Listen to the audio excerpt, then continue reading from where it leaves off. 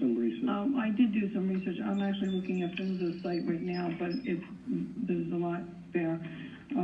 Nothing to do with safety. It's all about regulations and record keeping so far that I've read. Anyway, so my decision is based on August 2020, starting back in 2018, West Goshen, which is a close neighbor to us, went to court against at the PUC against Energy Transfer in trying to enforce a zoning ordinance they had on their books about distance of pipelining to residents, and they lost.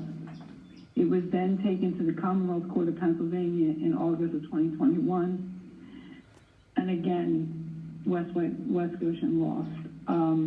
We are not according to the court system of Pennsylvania, we are not in the position where we can determine the land use once it's zoned for certain uses, and we cannot tell someone that they cannot put whatever they want on their land as long as they're within the zoning.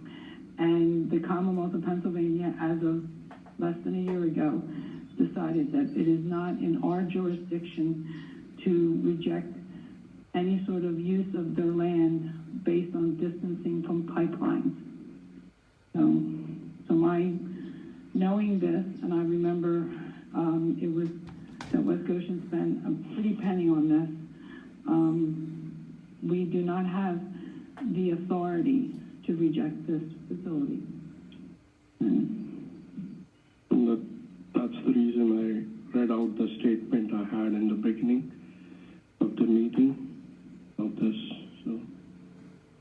And so far what I can see on my phone, which is not as good as using a bigger screen, most of the rulemaking they're looking at has to do with documentation and record keeping.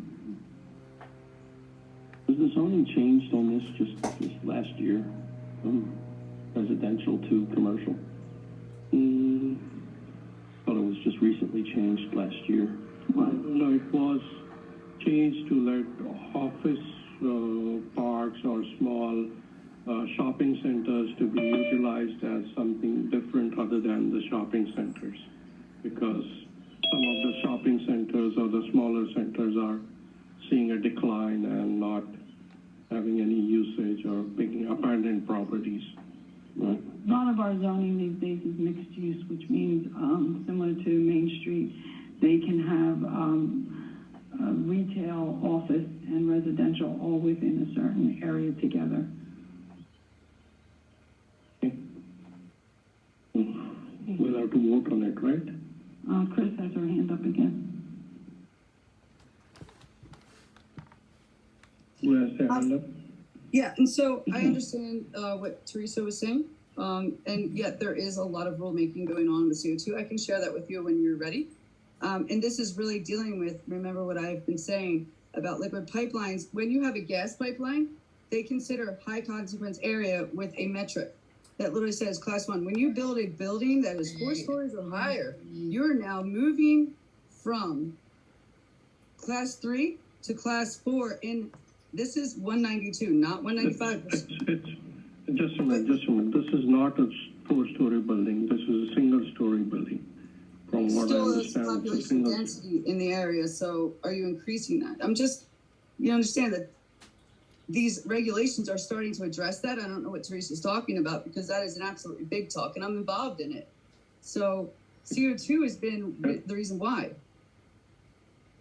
And that's going to come to our area. So obviously you guys have an argument, meaning you understand what's going on, and I understand that you cannot discriminate against an entity because companies and corporations have personhood. You'll get bullied and probably sued by the land developer because you're discriminating in a sense. And what I'm trying to say is you also have a right to say that we are a petrochemical hub, whether we like it or not.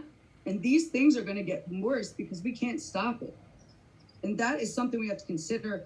That's what we're supposed to protect. So I think you do have an argument. Thank you. All in favor? I think okay. In the future, just to let you know, you don't need to have a back and forth. Yeah, that's what. And public comment. Yeah. You get one time at the microphone, right. and Because it's not a debate. We are not debating this here. You had your chance to do your public comment. If we go on doing this whole evening, we'll be doing the same thing here. Zeke Heil. If you want to.